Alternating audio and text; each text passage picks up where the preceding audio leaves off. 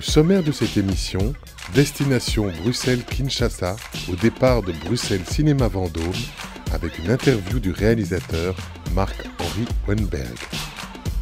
Et arrivé à Kinshasa à la rencontre d'un collectif d'artistes pédéistes passionnés. Kinlabel est un collectif qui produit de la bande dessinée en soutenant les dessinateurs et les auteurs congolais. Moi c'est Fatih Kawika, moi c'est Jason Kibiswa, Didier Kawende, Assim Babati.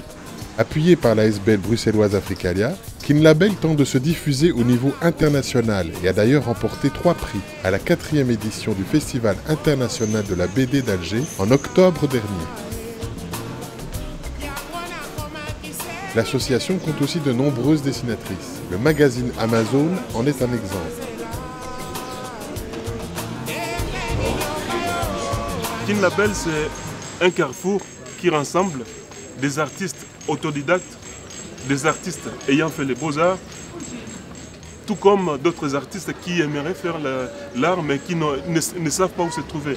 La volonté de relancer la bande dessinée congolaise qui stagnait depuis plusieurs décennies. Il n'y avait plus de production sur le plan local, il n'y avait même pas une maison de production. Alors on s'est dit, si on se mettait ensemble pour relancer la bande dessinée, parce qu'il n'y a que nous, les artistes de la bande dessinée, qui pouvons faire attendre notre voix et nous mettre dans le bain pour que la bande dessinée, à un moment, soit soutenue en compte. On a eu la chance, dès le départ, d'être soutenu par la Croix-Rouge de Belgique. Et une année plus tard, il y a Africalia qui est arrivé, qui chemine avec nous depuis 4 ans aujourd'hui. Et nous croyons que nous sommes sur la bonne voie pour atteindre les objectifs que nous nous sommes assignés, évidemment. Heureusement aussi aujourd'hui avec l'appui d'Africalia. À Kinshasa, c'est une ville de 13 millions d'habitants. Et 13 millions d'habitants, c'est autant d'idées, autant de dynamisme. C'est aussi 13 millions de problèmes.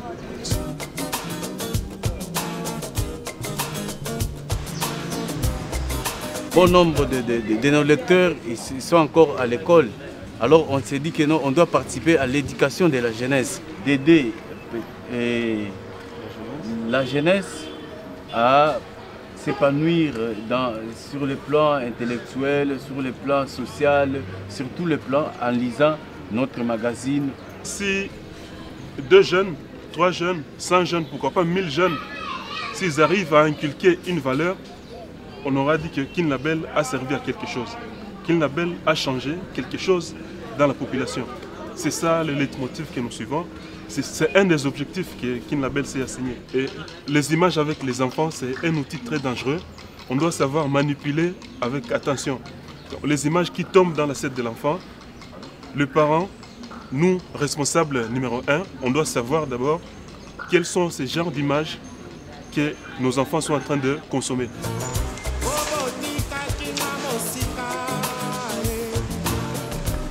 Aujourd'hui, on a un grand nombre d'auteurs dans le domaine de la bande dessinée, curieusement, autant qu'en Belgique.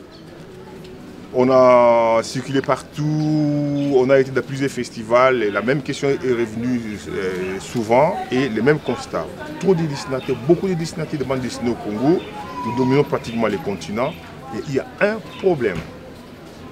La Belgique ne semble pas maintenant cheminer avec le Congo. La Belgique a tendance à tourner le dos au Congo pour regarder dans une direction qui est floue. La Belgique regarde où? Là où la Belgique regarde, ne voit rien. Là où la Belgique devait voir quelque chose, fait semblant d'être traité de la cécité. On ne compose pas très bien avec la Belgique. La culture doit circuler quand même, c'est une liberté universelle. Mais curieusement, la Belgique complique la vie aux artistes congolais. Par exemple, en 2010, on a produit un album de bande dessinée sur les 50 ans du Congo, financé par Africalia et appuyé par les musées Tervian. Et là, nous devions sortir à 3 pour aller faire la promotion en Belgique. Qu'est-ce qu'on n'a pas connu comme difficulté, si bien qu'on a refusé les visas à 2 membres de Kinlabel qui ont participé à ces projets, alors que l'invitation était officielle. Africalia, quand même, c'est une ONG officielle, la très officielle des ONG dans le domaine du développement culturel. Africa a lancé une invitation à 3 artistes de Kinlabel qu'Africa la connaît très bien. On nous a fait des difficultés à tel point qu'on a refusé les visas à 2 artistes sans raison jusqu'à aujourd'hui. La bande dessinée congolaise souffre. Et la souffrance, c'est la distribution. Nous évoluons dans un contexte qui est connu de tout le monde, la pauvreté, le pouvoir d'achat il est faible, il n'y a pas de maisons d'édition, donc on se débrouille. Et nous essayons, tant bien que mal, à faire vendre Kin Label ici au pays comme ailleurs sur le continent. L'année dernière, au Festival d'Alger, la 4e édition, nous avons eu la chance et le bonheur de gagner 3 prix. C'était l'année du couronnement des activités, des actions de Kin Label. Pourquoi pas mettre notre pied aussi dans l'échiquier international en compétition avec les autres pour qu'enfin un jour on parle, si pas du Congo, de l'Afrique dans le domaine de la bande dessinée comme c'est fait aujourd'hui. Avec le Japon qui a produit les mangas, avec la BD américaine, et avec les autres. Pourquoi pas l'Afrique un jour? Et pourquoi ça ne partirait pas du Congo? Parce qu'il y a une vérité qui dit que l'Afrique a la forme du revolver dont la gâchette se trouve au Congo. Donc l'impulsion doit partir d'ici. Et si ça part d'ici pour faire parler l'Afrique et pour que l'Afrique finalement appartienne au monde, ce sera une bonne chose. C'est ça notre objectif, c'est ça notre démarche.